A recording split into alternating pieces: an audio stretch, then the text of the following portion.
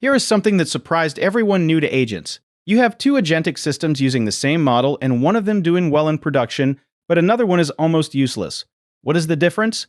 That's something that we want to talk about in this series. I'm Mehrdad, and we will talk about agent harnessing in this series and necessarily the main question. That is, what an agent harness actually is. If the weights of the model are the same and we didn't do any fine-tuning, so what's the difference between these two systems? What makes one of them reliable and another not? And that's the layer named harness. We should note that an agentic system is model plus a series of components. For example, loops, tools, memories, some stop conditions, some guardrails, and so on. And the model itself isn't the agent, so the systems around it are the things that make the model an agent. As is common in technology, the definitions of the term usually are ambiguous at the beginning, but the cleanest definition that I have seen is that the harness is everything from the agent that is not the model. So in this case, the agent is defined as a model plus harness. Models do the intelligence, and harness everything else. So in this sense, the harness is the software around the model that we write and we have control over. Each of these components, model and harness, has different responsibility in an agentic system. So the model owns intelligence in the sense that it reasons over the context, it suggests what to do next in the planner, and so on. The harness owns reliability. It defines the loops in the system and also says when to stop and loop. It has the component of the tools, memory, and context management to act on it.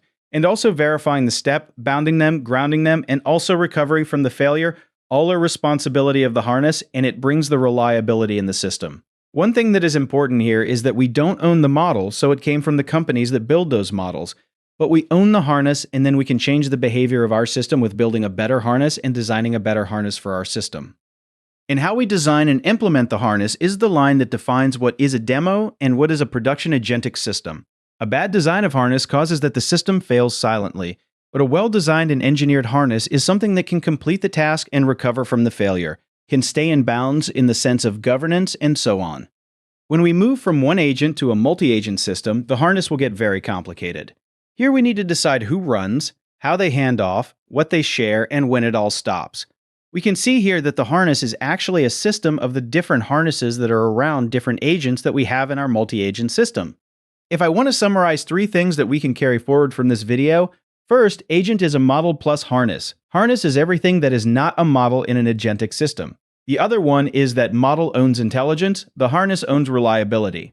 And the third one, at scale, the harness is the system, especially in the multi-agent system. The reliability of that is a very difficult task that we need to define in the harness. Now that we are at the first video, let me talk about this series that I'm planning to publish on YouTube about agent harnessing. It will start from the concept to the topics that are related to how to productionize a multi-agent system and the harness in it.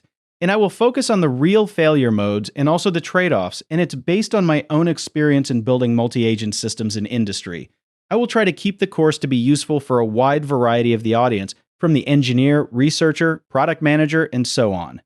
So the course has 6 parts. The first part that we have started is about the foundations, and we talk about the definition, the loop, the component, what is the difference between single and multi-agent system. At the second part, we talk about the topology, loop control, inter-agent communication, and so on. The third part is about the component, and we cover 8 different components of the harness, which include context management, memory, tools, skills, governance, and so on. In the next step, we talk about the evaluation of an agentic system and also the cost of the harnessing.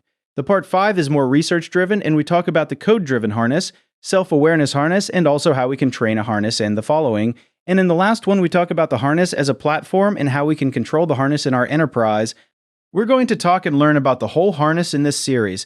So if you'd like to get notification about the other videos in this series or the other series that we may have in the future, so subscribe to the Multi-Agent Academy channel on YouTube or connect to me on my LinkedIn.